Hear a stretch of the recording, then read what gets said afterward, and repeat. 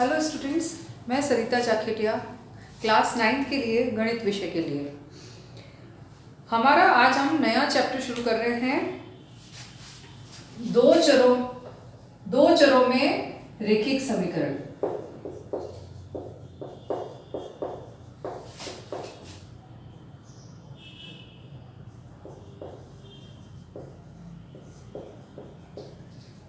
इसको इंग्लिश में क्या बोलेंगे? लीनियर इक्वेशन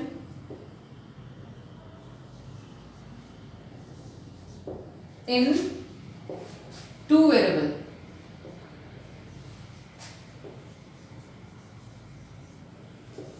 ओके, अब अपन पहले ये समझ लेते हैं, ये समझने की कोशिश कर लेते हैं कि ये इसका मतलब क्या है। ठीक है ना। हमने इससे पहले पॉलिनोमियल या बहुपद पढ़ा था। बहुपद में हमने या पॉलिनोमियल में कुछ चीजें पढ़ी थी, उसको मैं थोड़ा सा रिकॉल करना चाह रही हूँ। उसमें हमने पढ़ा था पॉलिनोमियल को अलग अलग बेसिस के अकॉर्डिंग अपन उसको डिवाइड कर सकते हैं। अलग अलग आधार के हिसाब से उसको अलग अलग प्रकार होते हैं, जैसे डिग्री के हिसाब से, घात के हिसाब से, टर्म के हिसाब से यानी कि पद के हिसाब से, और वेरिएबल यानी चर के हिसाब से। तीन तरह से अपन इसको डिवाइड किया था। उसमें हमने ये सब चीजें पढ़ी थी, उन्हीं को रिकॉल कर रही हूं मैं। रेखिक समीकरण क्या होता है? Linear equation. लीनियर इक्वेशन वो होती है जिसमें समीकरण में किसी भी चर पर घात केवल एक होती है या पावर या डिग्री एक ही होती है। जैसे x + y = 100। इस पे भी पावर 1 है और इस पे भी पावर 1 है। और पूरे इक्वेशन की जो भी घात या पावर होती है वो कौन सी वाली होती है? जो मतलब हाईएस्ट पावर जो होती है वो पूरे इक्वेशन की पावर या घात कहलाती है। ठीक है ना। तो यहाँ पे हाईएस्ट कितनी है? सबसे ज्यादा एक ही है। तो एक ही जिसमें घात होती है उसको बोलते हैं रेखिक समीकरण या लीनियर इक्वेशन। अब आते हैं टू वेरिएबल यानी कि दो चर। चर क्या होते हैं? वेरिएबल आपको बताया था पहले। ABCD से लेके XYZ तक, मतलब पूरे अल्फाबेट, पूरी जो अपनी ABCD होती है, इसमें से कोई भी अपन वेरिएबल मान सकते हैं या उनको चर के रूप में ले सकते हैं। तो इस तरह के इक्वेशन में अपने पास दो चर, टू वेरिएबल होना जरूरी है। X, Y, U, V कुछ भी दो ले सकते हैं। ठीक है ना। अपन बेसिकली इस तरह का एक इक्वेशन मान के चलते हैं, ax + by + c = 0। ये एक अपना बेसिक इक्वेशन है, मानक समीकरण है। इसमें a और b क्या है? ये इसके x और y के गुणांक है, यानी कि x का कोफिशिएंट है a, y का कोफिशिएंट है b। x का गुणांक है a, y का है b, और ये है कांस्टेंट, अचर पद। ठीक है। अब इन a b में से कोई, ये दोनों क्या है अपने यहाँ पे? रियल नंबर है, कोई भी नंबर्स है, कोई भी अंक है। ठीक है ना। अब इन दोनों में से एक ही जीरो हो सकता है, दोनों जीरो नहीं हो सकते, नहीं तो अपनी इक्वेशन नहीं बनेगी। ठीक है ना।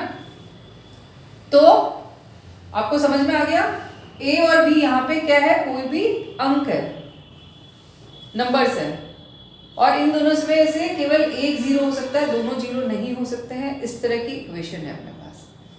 ठीक है। अब अपन आ जाते हैं 4.1 पे, 4.1 पे। बहुत ही इजी चैप्टर है, और इसका जो ग्राफ वाला पोर्शन था वो अभी कोविड की वजह से हटा दिया गया है। तो जो इम्पोर्टेंट थी, जो थोड़ी सी टफ एक्सरसाइज थी, प्रश्नावली थी, वो तो आपकी हट गई है। तो अपने पास 4.1, 4.2 और 4.4, ठीक है, 4.1, 4.2 एंड 4.4 पढ़नी है अपने को। तो सबसे पहले स्टार्ट कर रहे हैं 4.1। इसका फर्स्ट क्वेश्चन पहले मैं हिंदी में रीड करूंगी और फिर इंग्लिश में। ओके। एक नोटबुक की कीमत एक कलम की कीमत से 2 गुनी है। इस कथन को निरूपित करने के लिए दो चरों वाला रेखिक समीकरण लिखिए। इसमें फर्स्ट क्वेश्चन में अपने को क्या है कि इक्वेशन बनानी है। ये अपने को इसलिए करवा रहे हैं ताकि अपने को 2 चर या 2 वेरिएबल में कैसे बनती इक्वेशन ये अपने को पता पड़े। इसमें संकेत दिया हुआ है, अपने को कुछ हिंट दिया हुआ है कि मान लीजिए नोटबुक की कीमत x है और कलम की कीमत y है। The cost of a notebook is twice the cost of a pen. Write a linear equation in 2 variable to represent the statement. Take the cost of a notebook to be rupees x and that of a pen to be rupees y। तो ठीक है, अपन को जो hint दे रखा है अपन उसी को मान लेते हैं, ठीक है ना। तो माना कि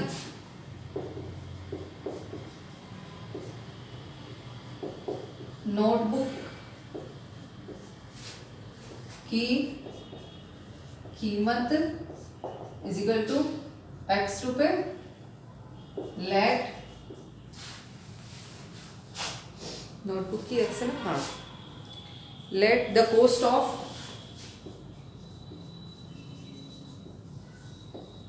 ए की नोटबुक की नोटबुक इज x रुपीज और एक कलम की कीमत कितनी है, y रुपीज, यानी कि the cost of a pen is equal to y rupees. ठीक है ना।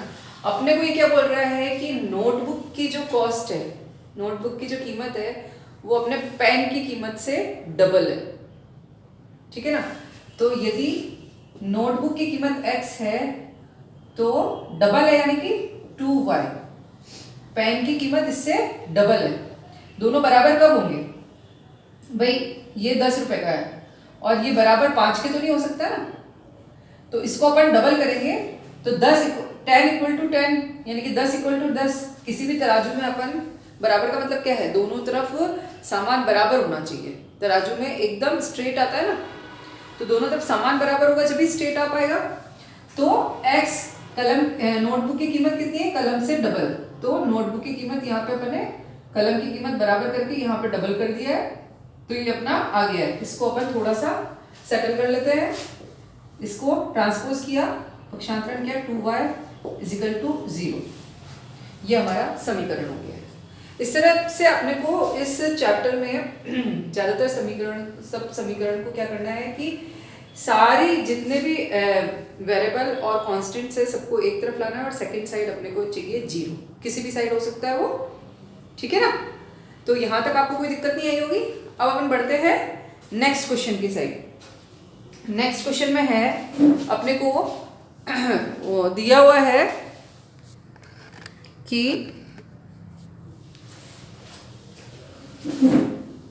अपने को एक समीकरण या लीनियर इक्वेशन गिवन है ax plus b y plus c is equal to 0। अपने को जो भी नीचे समीकरण दिए हुए हैं उनको अपने को ax plus b y plus c is equal to 0 के रूप में, इस रूप में कन्वर्ट करना है, ठीक है। और सब में अपने को a b c की वैल्यू भी निकालनी है। तो अपन क्या करेंगे, सारे जो भी इक्वेशन या समीकरण दिए हुए हैं इनको ax plus b y plus c के रूप में लिखेंगे और फिर दोनों समीकरणों को, दोनों इक्वेशंस को कंपेयर कर लेंगे, तुलना करेंगे, जिससे कि a b c की वैल्यू अपन निकाल लेंगे, ठीक है ना। तो हिंदी की नोटबुक में इसके सेकंड क्वेश्चन के फर्स्ट में थोड़ा सा मिसिंग है, तो आप लिख लेना, ठीक है ना। मैं लिख रही हूँ, आप भी लिख लेना।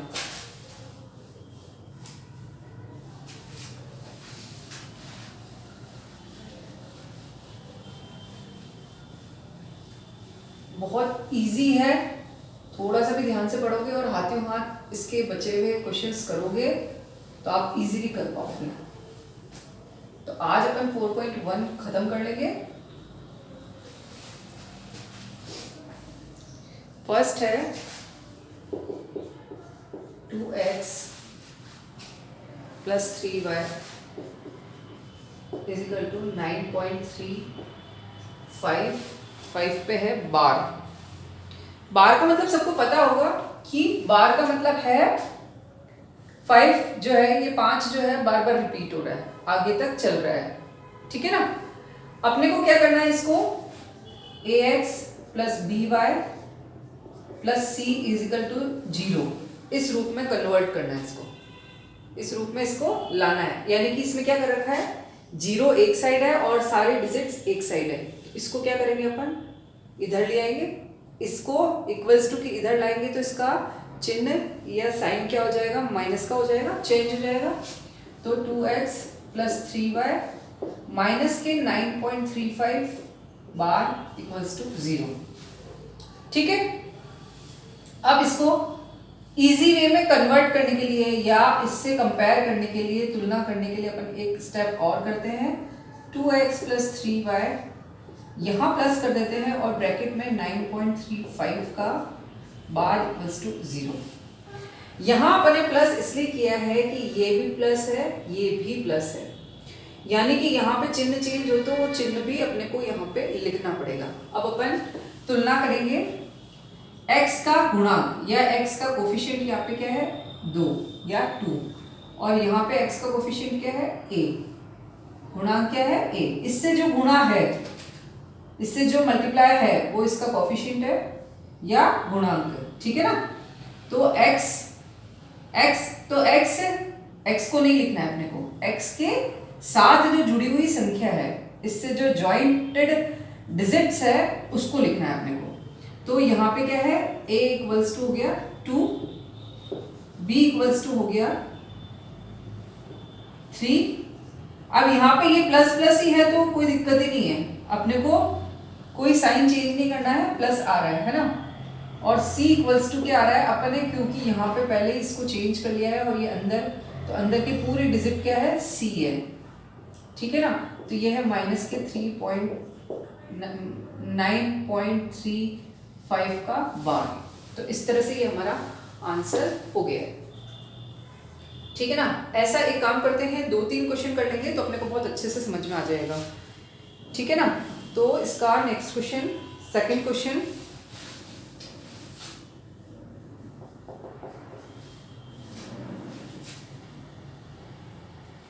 तो हमने इसमें 2 काम किए हैं।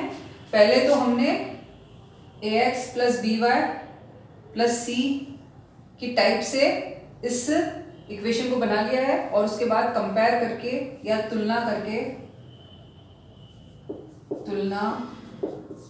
करने पर, या इंग्लिश में क्या लिखेंगे, बाय कंपेयरिंग,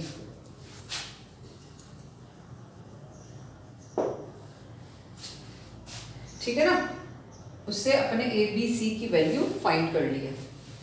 सेकेंड क्वेश्चन है x minus y upon 5 minus 0 equals to 0। अब क्योंकि इसमें अपॉन में आ रही है डिजिट, तो अपन क्या करते हैं, एलसीएम ले लेते हैं। एलसीएम लिया, 5 आया, 5x माइनस वाई माइनस के 50, इनके नीचे कुछ नहीं है तो सीधा क्या होगा, 5 से मल्टीप्लाई होगा, आते ही होगा सबको। अब ये 5 क्या है, क्रॉस मल्टीप्लिकेशन कर रहे हैं तो 0 हो गया, और अपने पास इक्वेशन क्या आ गई है, जो क्या है ax plus by plus c जैसी है, सेम है ना। अब इसमें भी अपन क्या करेंगे, माइनस को ब्रैकेट में ले लेंगे ताकि अपने को डायरेक्ट a b c की वैल्यू निकालने में कोई दिक्कत नहीं आए। 5x प्लस माइनस के 1, ये किसी से मल्टीप्लाई नहीं है, मतलब 1 से मल्टीप्लाई है, इसको मल्टीप्लाई करने पे वापस यही आएगा ना। और यहाँ प्लस माइनस के 50 इज इक्वल टू 0। ये ऐसा हमने इसलिए लिखा है ताकि तुलना करने पे या कंपेयर करने पे अपने को डायरेक्ट वैल्यू मिल जाए। तो हियर या यहाँ a इज इक्वल टू कितना हो गया 5, b इज इक्वल टू कितना हो गया माइनस का 1, और c इज इक्वल टू कितना हो गया है माइनस के 50। इस तरह से हमारा क्वेश्चन हो गया है। ये वाले स्टेप करना जरूरी नहीं है, पर मैं इसलिए कर रही हूँ ताकि आपको इजीली समझ में आ जाए चीजें, क्योंकि ये 1 था, अभी आप कंफ्यूज हो जाते कि इसका तो कोई गुणांक ही नहीं है, कोफिशिएंट ही नहीं है, तो इसका इसके साथ ये किसी से भी मल्टीप्लाई नहीं है, मतलब 1 से मल्टीप्लाई है, ठीक है ना, 1 से गुणा है, इसलिए मैंने इस तरह से कर दिया। अब आते हैं अपन थर्ड क्वेश्चन पे आ जाते हैं। एक काम करते हैं, 4 तक मैं कर देती हूँ और रिमेनिंग 4 आप कर लेना बचे हुए। -2x plus 3y is equal to 6। तो सबसे पहले क्या करेंगे अपन, सबसे पहले 6 को इधर ले आएंगे और राइट हैंड साइड में अपने को 0 करना है। -2x प्लस 3y माइनस के 6 इजिकल टू 0। अपन ऐसा भी कर सकते हैं कि इन सबको उधर ले जाए, कोई दिक्कत नहीं है, इधर 0 आ जाए, किसी भी एक साइड 0 आना चाहिए। तो ये हो गया है ax plus by plus c, इस टाइप से जम गया है। अब इसमें भी अपन कंपेयर करेंगे तो a is equal to -2, b is equal to 3। अभी मैंने वो वाली स्टेप नहीं की है क्योंकि अब तुम्हें समझ में आ गया होगा, इसलिए मैंने डायरेक्ट कर दिया। ओके, अब आता है fourth, x is equal to 3y। Hindi medium में ये छपा हुआ नहीं है, प्रिंट नहीं है, तो आप लिख लेते हो। अब इसमें केवल 2 टर्म्स या 2 पद ही है। इसको पहले क्या करेंगे अपन, x माइनस आएगा, इस साइड लाना है तो इजिकल टू 0। अब इसको कंपेयर किससे करना है अपने को, ax plus by plus c is equal to 0। तो इसको इस टाइप से अपन एक बार जमा लेते हैं। तो x ये प्लस ये माइनस के 3 ब्रैकेट में, और यहाँ पे कुछ नहीं है तो अपन क्या करेंगे, एक बार 0 लिख लेंगे ताकि अपन को कंफ्यूजन ना हो। अपने पास यहाँ पे 3 चीजें है ना, 3 टर्म्स है, 3 पद है ना, तो इसको भी 3 पद के रूप में बना लो ताकि तुलना करने पे या कंपेयर करने पे अपने को कंफ्यूजन ना हो और इजीली अपनी वैल्यू निकल जाए, easily upon A B C का मान निकाल पाए। तो अब अपन इससे तुलना करेंगे तो a इजिकल टू कितना हो गया, ये किसी से भी मल्टीप्लाई नहीं, मतलब किससे है, 1 से, b इजिकल टू -3 और c इजिकल टू 0। ठीक है ना, तो इस तरह से हमारे ये क्वेश्चंस हो जाएंगे और बहुत इजी क्वेश्चन है। साथ के साथ इसके बचे हुए चारों क्वेश्चंस आप होमवर्क में कर लेना, और तब तक के लिए गुड बाय।